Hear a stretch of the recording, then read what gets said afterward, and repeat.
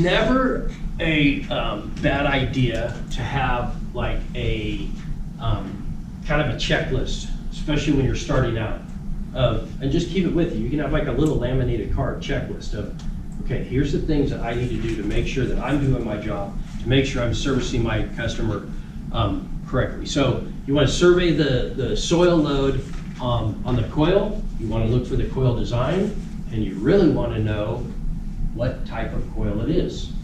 Are you guys familiar with tube and fin? Familiar with microchannel?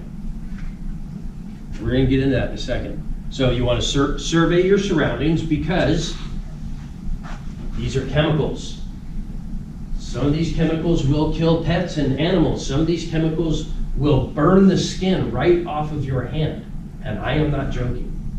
I'm going to tell some stories about some contractors that used our chemicals improperly and paid the price. That goes to choosing the right coil cleaner. What type of sprayer you want to use. Have your coil cleaning checklist, and what type of coil protectants you can use when out there. So if you look at the coil cleaning chart right here, we offer almost all of our chemicals, as do all the other manufacturers of chemicals, in gallons.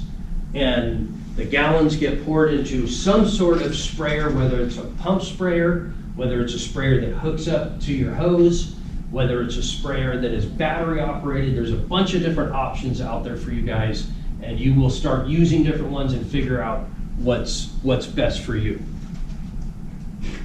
So you always want to read the directions of the chemical that you're using, because again, you guys, these are chemicals. It says right here, follow recommended dilution ratios. More is not always better. I love when a contractor says to me, oh, New Bright, and you're going to hear that word. New Bright is our flagship coil cleaner, outdoor condenser coil cleaner. It's a big blue gallon or an aerosol. And everybody is familiar with New Bright, the big blue gallon. That's what they look for. And they say, oh, I love New Bright. I love it. I use it straight concentrate. Okay, well, thank you for buying way more chemical than you need. And the chemical, like that makes me money. So you guys want to use it straight, go ahead. But you're doing yourself a disservice, and you're doing whatever coil you're cleaning a disservice, because on certain chemicals, the reason we say read the dilution ratio, New Bright is actually designed to be at the highest concentration level of being the most aggressive at a 4-to-1 dilution ratio. There's a chemical in there called sodium hydroxide that when you mix it with water at a 4-to-1 and it hits the aluminum fins, it causes a chemical reaction, which is why it foams like crazy. That chemical reaction will take the paint off of cars, it'll take the skin off of your hands. It's dangerous stuff, but it works really, really well. We're going to get into the New Bright and a few of our other brighteners in a minute. Avoid coil cleaning on an abnormally windy day. Why do you think that would be? You might spray on yourself? Yeah. Yeah, not only yourself, let me tell you a story. So there was a contractor, rooftop commercial application, all kinds of coils to clean. And he's in a hurry, and he's got his big pump sprayer, and he's just ripping these coils one after another with New Bright. And it's windy. Instead of just doing one at a time and being able to manage what he's doing, he's trying to save time. New Bright foams like crazy. The wind carried the foam off the roof and landed on the cars below.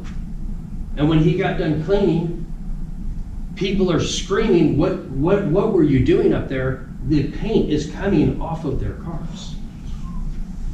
Understand your surroundings. Know, be very cognizant with this stuff, you guys. Always wear goggles, always wear gloves and work boots. When it comes to using a brightener, like wear long gloves. It even when you breathe, I would probably even wear a mask. I breathe the odor of New Bright, and it made my eyes itchy. You felt a burning sensation in my nose and tongue. So always make sure that you're fully geared up, because when guys say, oh yeah, I burned the crap out of myself with New Bright, how? Because you weren't wearing gloves, right? I mean, that's up to you. You want to go home without fingernails and skin. I mean, guys, this is acid. Do you? Acid. Yeah, and we're gonna get to that, to the alkaline based versus acid based products. Roofing materials, plants, foods, etc. And when it comes to roofing material, when in doubt, you test a small inconspicuous area first, because there are certain roofs, I don't know how many roofs you've been on, but there's a lot of commercial roofs that have a bunch of aluminum speckles throughout them. Well, if New Bright reacts to aluminum and starts foaming, what do you think it could do to that roof? It could ruin it, right? You always want to allow the cleaner to work for 5 to 7 minutes. If it's a really bad soil, you can leave it on for about 10. Hose it off, and if you need to redo it, you redo it. You always want to thoroughly rinse the cleaner from the coil and the surrounding areas. It's a huge important step if it's a no rinse. Always flush the dispensing sprayer with water to ensure long service. Again, these are very caustic chemicals. If you leave them in your sprayers to slosh around on your truck, and I get a call in the air, hey, my coil gun doesn't work.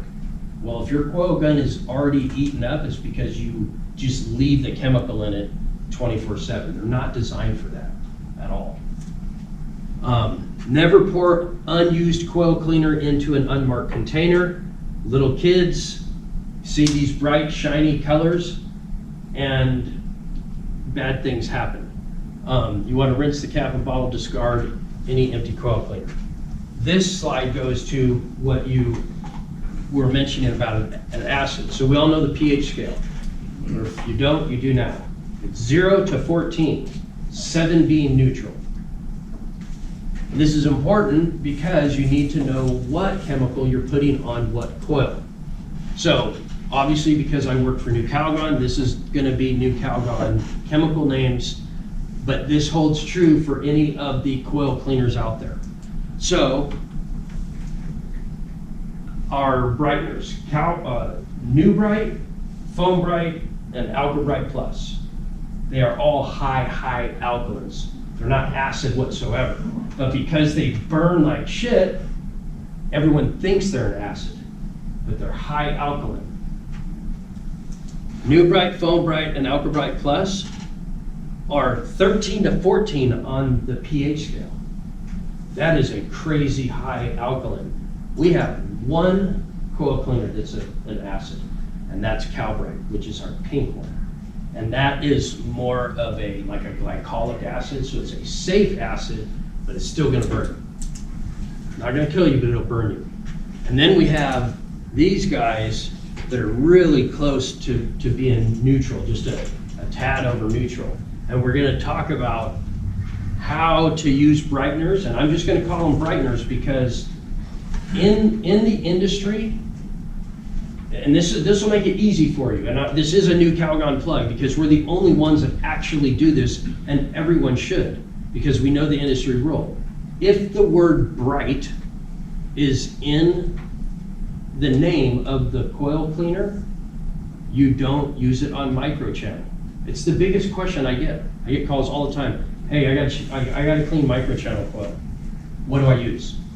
My guy told me to use New Bright. So the way New Bright works, we'll get to it, but a little insight. The way the brighteners work, I told you the sodium hydroxide makes that chemical reaction, starts foaming like crazy. And then when you're done, the coil is shiny and bright. Well, it's shiny and bright because the sodium hydroxide etches away a minuscule amount of the aluminum off of the fin. That's how it does it. So if you have a microchannel coil that is all aluminum and the tubing that the refrigerant runs through is this tiny versus this big on a copper tube, you take the chance of eating away that coil, which is why you never, ever, ever use a brightener on a microchannel. Well, some of the competitive products out there don't put brightener in their thing. They just put outdoor condense or high alkaline. Well, you don't know what high alkaline means, but if you know that brightening means etching, then you'll never use it on a microchannel.